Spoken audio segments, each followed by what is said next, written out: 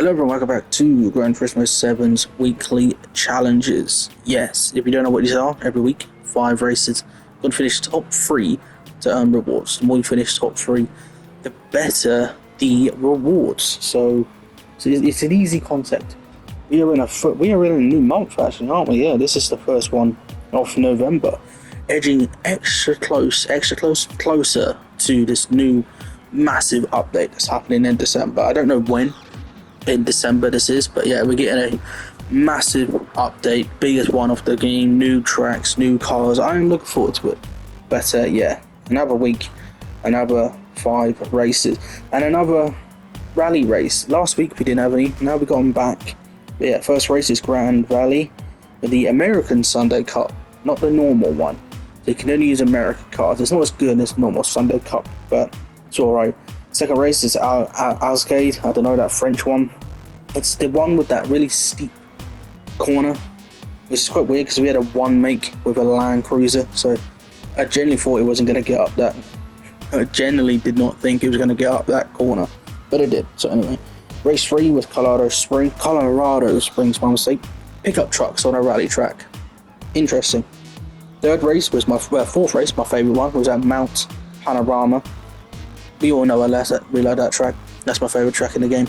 I've said it millions of times, you all know that. It was with the turbo supercar, so it was pretty good. And finally, the 5th race is the one you're watching now, Dragon Trail, with the GR4s. I didn't think this car counts as a GR4, but I used the GR4. It was fun, not too bad. Great track, very nice view actually. I realised that when I was watching it back. But yes, that's pretty much it for this week. I'll explain cars and what the races are like at the outro, so I'll see you there.